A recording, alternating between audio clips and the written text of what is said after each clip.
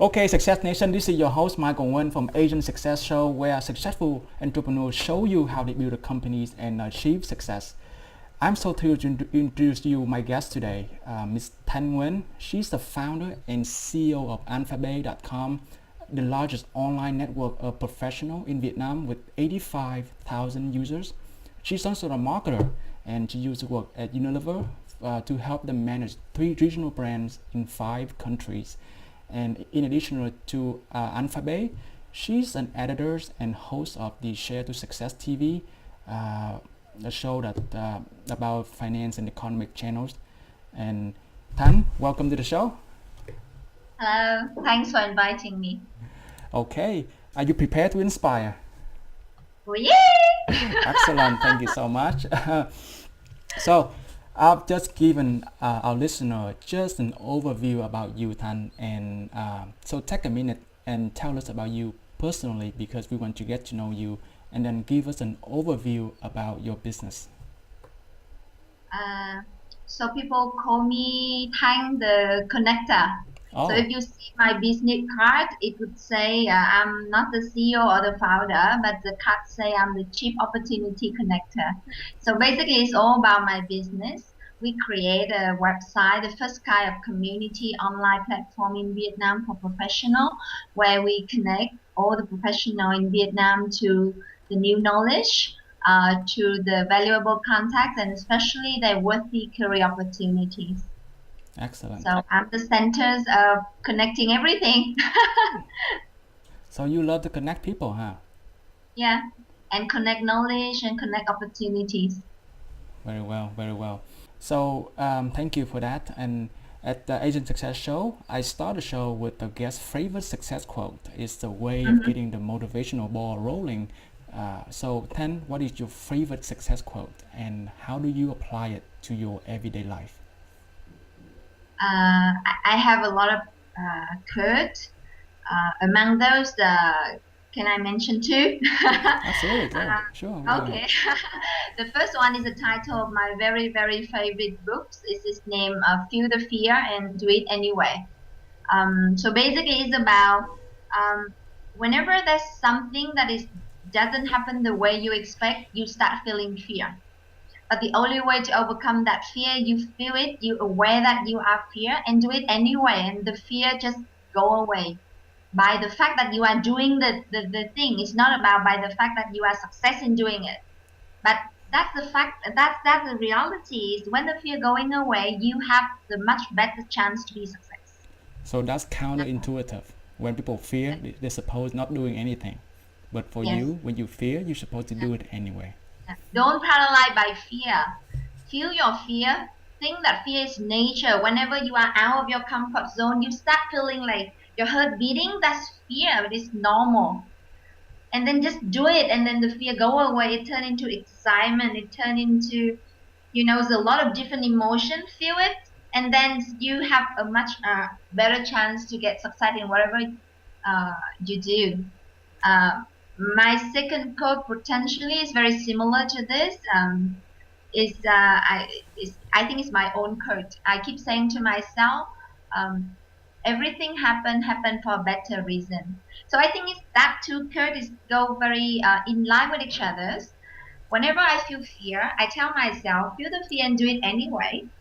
And then when I do it, whatever the result happen, I feel like, okay, whatever happened, even if it doesn't happen the way I want, there must be a bigger reason. I don't know yet. At least I'm happy that I've been overcome my fear in doing and trying to learn the lesson. Very inspirational. Thank And you. can you share with the audience one example where you apply your first quote, feel the fear and do it anyway? I have many examples. Maybe when you Maybe, start a business, maybe when you have some challenge. yeah, maybe it is a very typical experience that many people has been gone through. That is when you are at a certain stage of your professional career and then you want to start your own business. So that was me 7 years ago. I was, as you was introduced me, I was like a brand manager from regional Unilever. So I basically have a very good job. I handle like successful brand at different country. My life is basically very comfortable because I love traveling. I love staying at good hotel. I work with good team. I have good salary basically, and the company is like an inspiring place to work, right? There's nothing for me to change, except one thing that is, as a gut, I've been wondering a question like, I'm not sure if I fit with being a corporate life or an entrepreneur life, and I don't know. When I was at university, I love flower arrangement, so I opened two flower shops. So I have some kind of entrepreneur experience, and I kind of like it. Even though that's two shop, honestly, it was a disaster in terms of cash flow. I didn't manage as well, but I have a touch of entrepreneur life. So I've been asking myself like, I don't know, and I think by that times I think this could feel the fear and do it anyways that give me the courage um, to make a decision even though I don't know what next. I don't know what to do next. I don't know if I ever success in being an entrepreneur. But I just know that I want to give myself a chance to explore something. So I just quit my job. Let me ask you this. So you're willing to sacrifice a nice hotel, nice traveling by quitting your job and doing entrepreneurship? Of course, by that time, I did make a plan. I give myself like, okay, I was 30. I was almost 30. I was 29 by that time. And I think that if I don't try it before I'm 30, maybe I could be too successful in my comfort zone because after that I'm one of the first marketer in Vietnam who have some kind of regional exposure because by that time 2005 there wasn't a lot of Vietnamese was sent abroad to work and to handle like international job. So I think it's it could say that it wouldn't be difficult for me when I go back to Vietnam and to climb up to the corporate ladder. And I think if I keep going back that way, I would be too comfortable. I could go into even bigger hotel, bigger salary, and that could be. And I know how entrepreneur life can be tough, right? I have like my small shop. I know it's really tough. So when you get yourself so used to comfort, it's very hard for you to start something. So I just say that okay, I have to make it a try. I give it 3 years. If it doesn't work out, 3 years not that far. At least I can learn back. I can start back at my corporate. Uh, so that give me a kind of like safe backup plan. Excellent. So you gave yourself about a year to try it. It didn't Yeah, work. Go back to work for somebody yeah, else. yeah. All right. Sound fair enough. Okay. And it's 7 years already. I'm still here. Okay. Then share with the audience a little bit about Anphabe. How many users that you have nowadays, and what is the growth of the companies in 2014? Yeah, actually, the member is now is a lot higher than what you initially said. I got all numbers. Now we have about like 110,000 active members. Among that, we have about 400,000 newsletter registered because there's a lot of members. They not necessary to join Anphabe, but they still register for our newsletter. They still receive news from us. So basically, we give them news on discussion in the industry that they're interested in. We give them job news opportunities. We give them events opportunities, etc. So basically, we also suggest to them people they should connect with, like connectors, like headhunters or HR managers in Vietnam working at country who they may want to follow, etc. So yeah, and as an Anphabe, we now have two business line. The first one is the online business through the website. So Anphabe.com is a connecting platform that I have mentioned. And another service we have been doing for the last more than 1 year, and it start become very successful for us. So Anphabe now is a kind of pioneer agency in Vietnam specialized for employer branding. So if you are a company, you want to promote your company as a good place to work, then you need to create a certain strategy, right?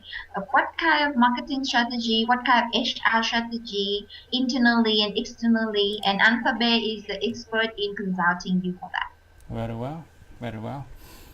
Okay, now I'm curious. Just you started a company back in 2011, but within 3 years, you grew the company to 110,000 users. Mm. I'm very curious about the growth of the companies. Can you share with the audience how did you get the first 5,000 users? Oh, all of the people I know. You know 5,000 people? No, not that much. But I do know quite a few people Okay, who are influencer. okay. So you need to basically the art of connecting is not about what you know, but it's about who you know, right?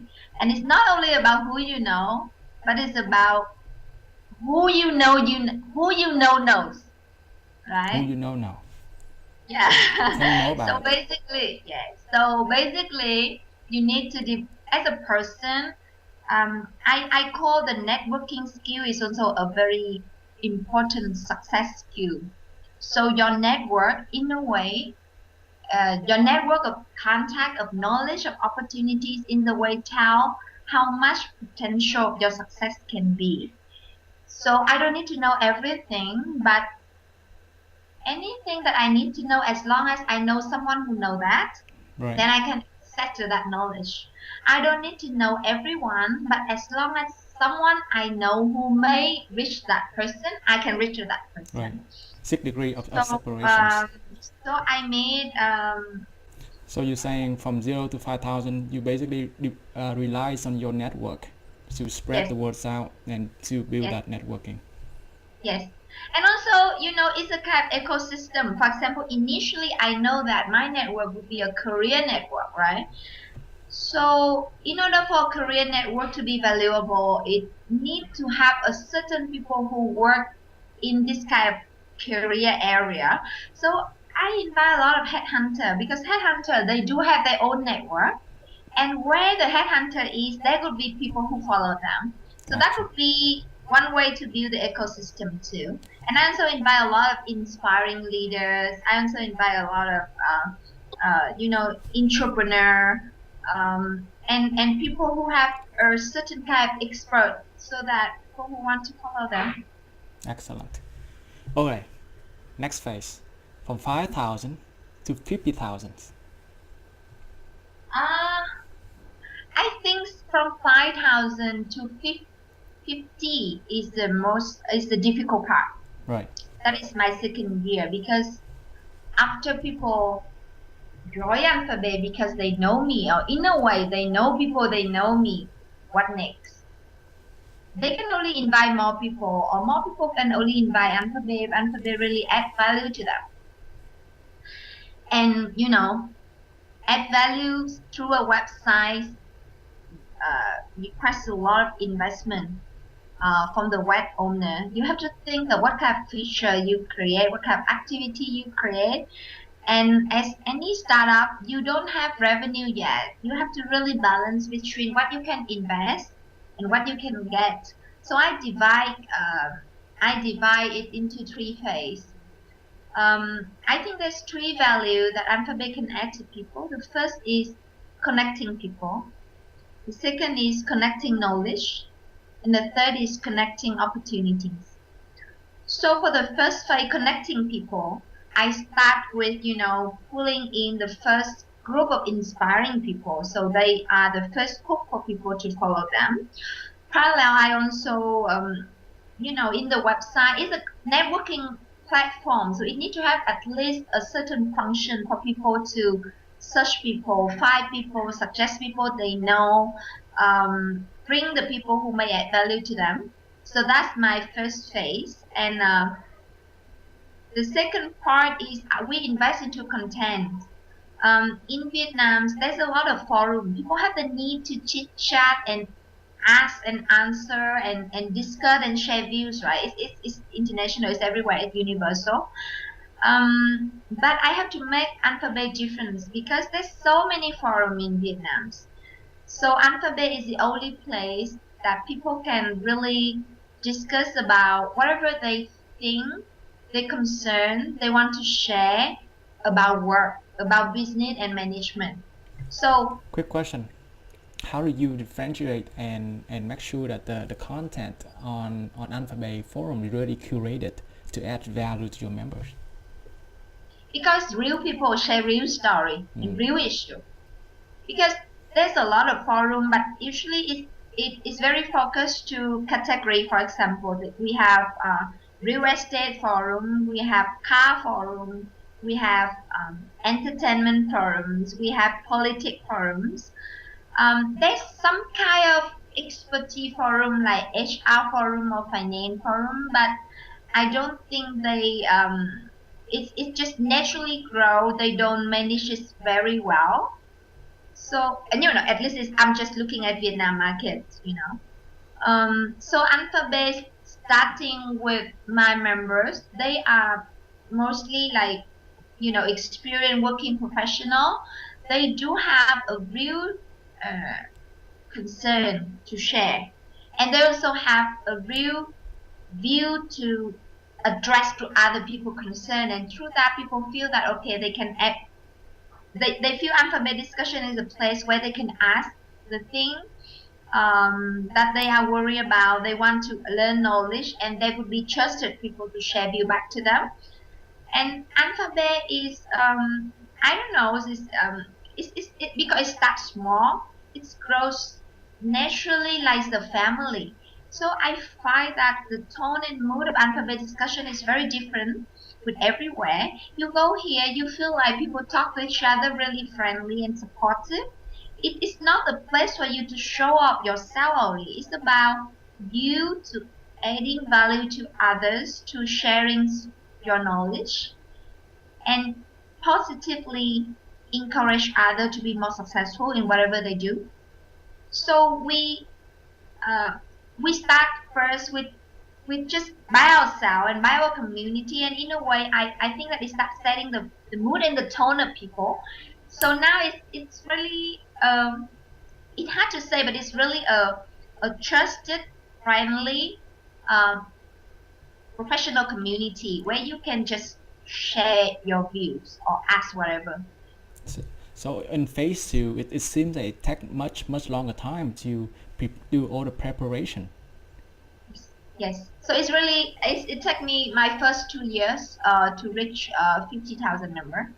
50,000? So from 5,000 we reached within 2 weeks. 2 weeks. And from 5,000 to 50, it took 2 years.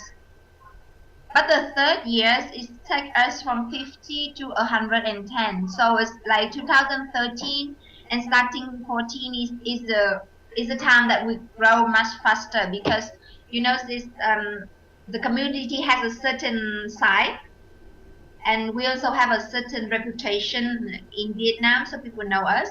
And it's also last year was the time that I start introducing the third hook that I have mentioned, that is connecting career opportunity. So we start working with top headhunters in Vietnam, and very soon we are almost launch a new function to work with the top company in Vietnam to launch their career portal on Anphabe. So basically now we I must say after 3 years now we just enter our 4th year. After 2 years, we just have our foundation done, like connecting people, connecting knowledge, and connecting opportunity. But the next phase, let's say my next 3 years, would be like how to scale this up much faster, And among these three pillars, how to create a lot more relevant function and address the different need of different people, because we have become bigger and bigger with much more relevant information and opportunities. Wow, that's amazing. Did you strategize all the three phases? Connecting people, connecting knowledge, and connecting opportunities, so that it kind of build a foundation for your third years? Honestly, it doesn't come like this. As I say, when I start, I don't have a clear picture like what I'm saying to you today, but I just keep going. I just, with some question in mind, like, I think that question should apply to any entrepreneur.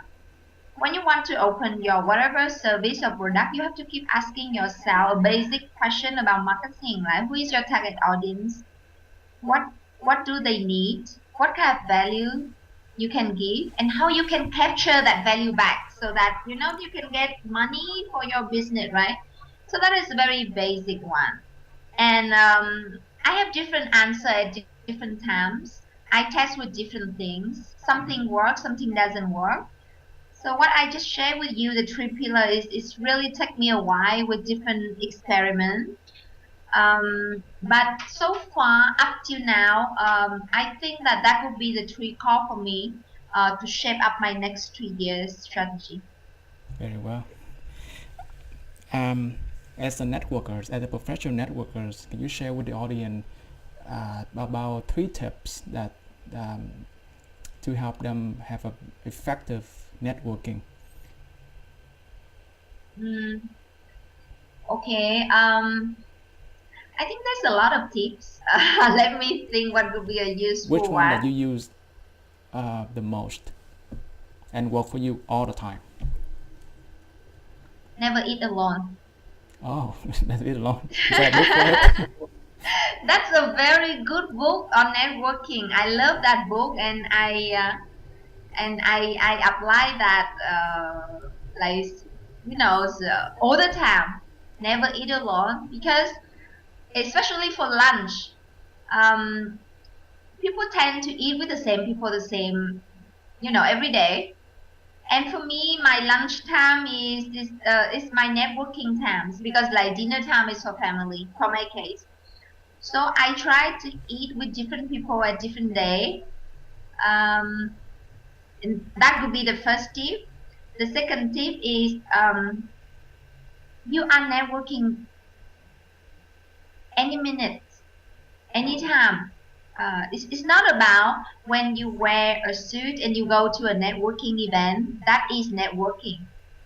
You just go to work, you smile to the guard of the building, you wave to a taxi. That is networking. Networking is a two-way communication between two persons, and create a good perception, a good relationship among two persons, so that they could, in the future, they could become a someone who can add value to you.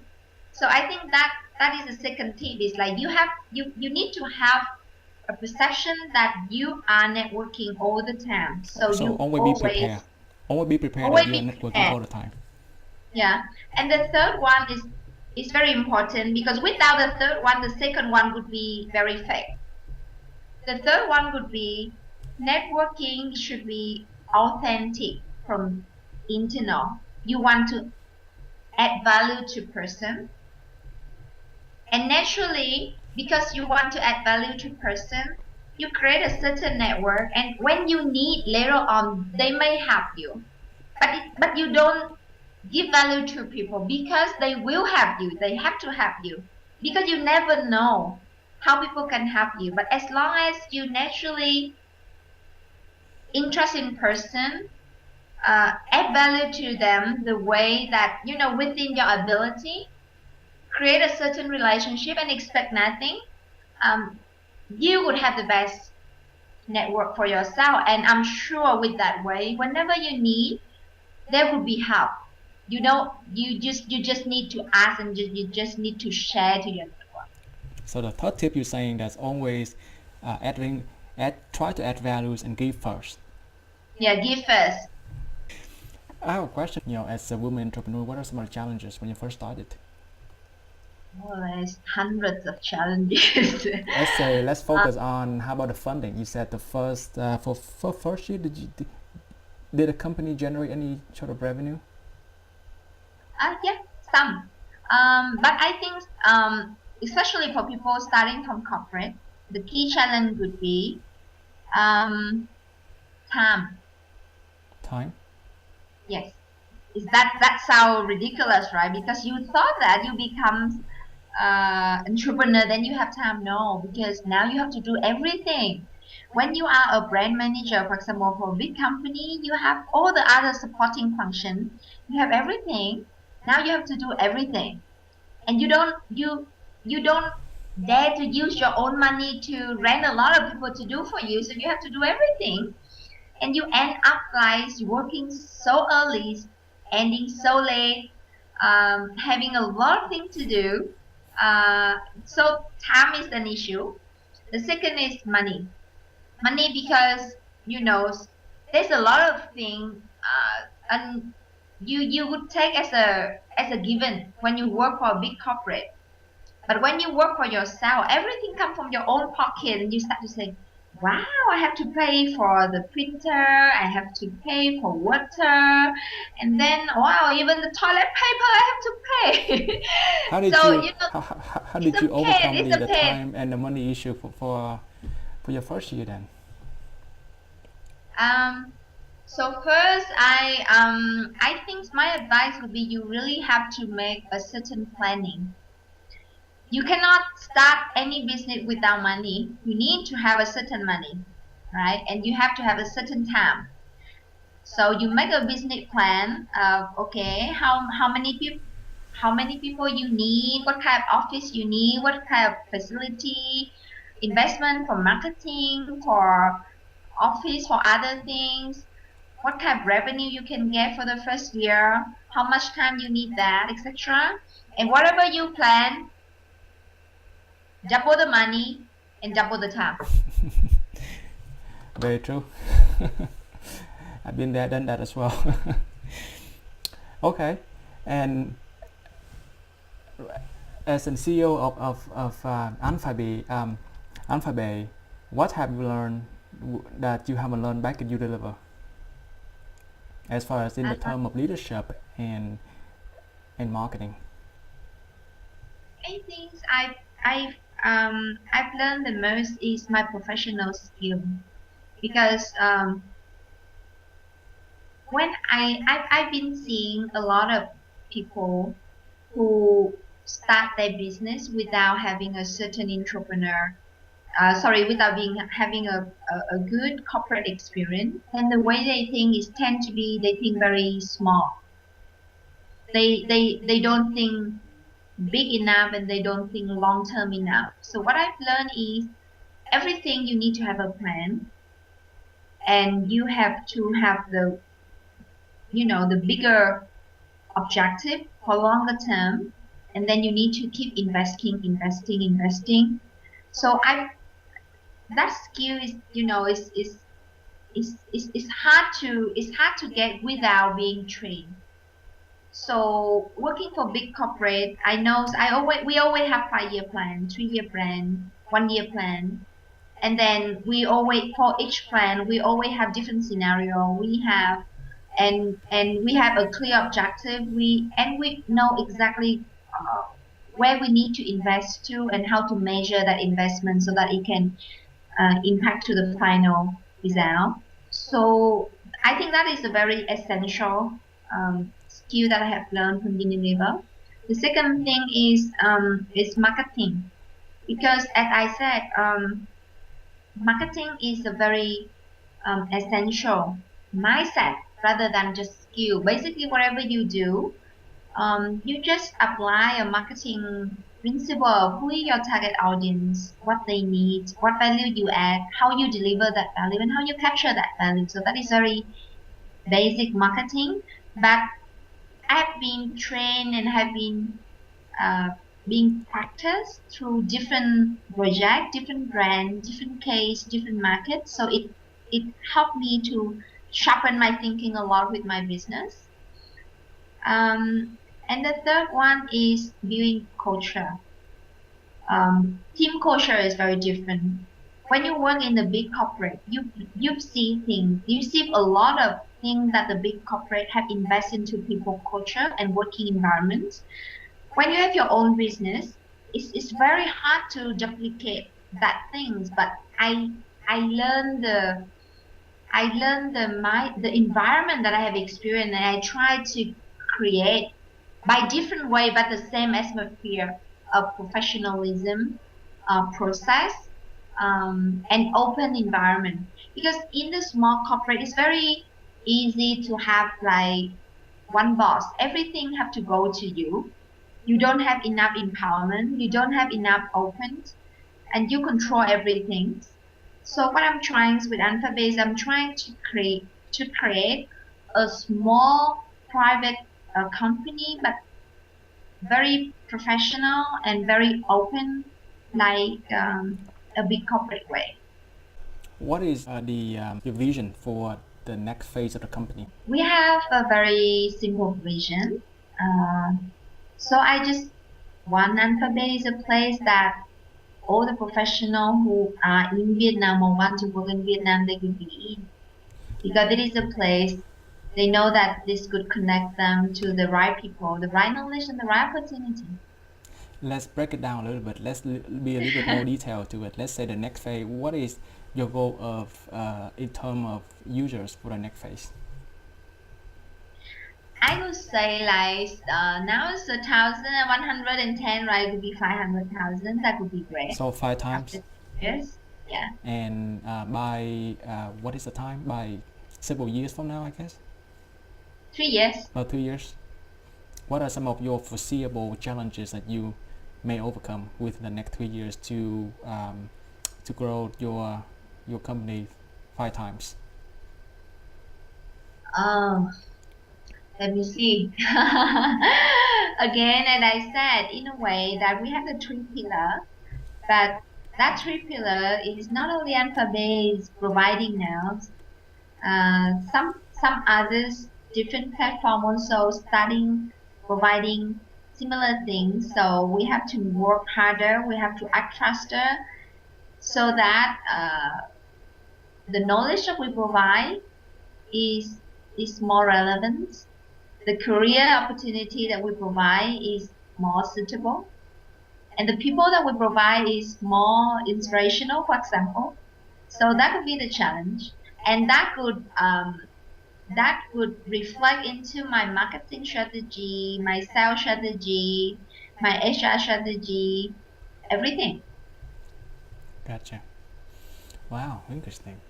And what are some of the moment that you feel so proud as an entrepreneur?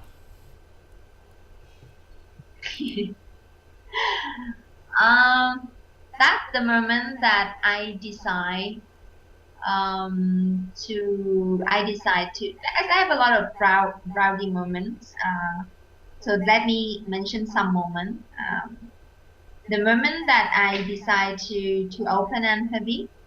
So initially, before Anphabe, I have another venture named caravat.com. So it's also a website, it's a networking website. The concept is a little bit different. It's more on job. It's the first portal on job with a salary from 1,000 and above in Vietnam. So I create that with a partner. And after 3 years, we decide to break up. Close the company? Yeah. So I decide that's the time for me. So it's my first venture lasts for 3 years. And I mentioned 3 years is the time for you to either go back to corporate or, being an entrepreneur. And I think after 3 years, I think that is I really like being an entrepreneur. And then my old business doesn't there's some change in terms of strategy, and I think people would see there's different way for you to see that. You can see it is a failure because you have a joint venture with someone, and then it have to stop after 2 years. But I see it as a great success because that's the time that I really decide to step out and being a real 100% entrepreneur. So I really proud that moment, and especially with the fact that most of the old team decide to go with me rather than stay with the previous joint venture. I think that would be my first big achievement in terms of being an entrepreneur. Because being an entrepreneur, you need to have people who follow you. So that is a inspiring moment for me. Another moment is when we received the first investment from Rajiv. Rajiv is the investment arm of Recruit Holdings. It is a very big company in Japan. It is the #1 HR service providers group in Japan, and in terms of revenue, is #2 in the world. It's huge. And then when they enter Vietnam, they go into many different places, and then they decide to choose me, a tiny one, over so many bigger players. And Did you that was ask them why? A defining moment for me as an entrepreneur, because that's great. It feels so great. I'm so proud of myself and my team. If you had to recommend one book to my audience, what would it be? Feel the fear and do it anyway. Feel it, do it By anyway. Susan Zephyr. Yeah, she's the bestseller writer in Australia, and now I think it's also in America. I guess I would love to talk to you more, but I guess you have the timing is up right now, and I really enjoy listening to your story, and your experience were just amazing. So give Success Nation one parting piece of guidance and share the best way that my audience can connect with you, and then we can say goodbye. The best way to connect with me is through Anphabe. If you ever want to find an opportunity in Vietnam, join Anphabe.com and connect with me at Thanh.Nguyen at Anphabe.com. Very well.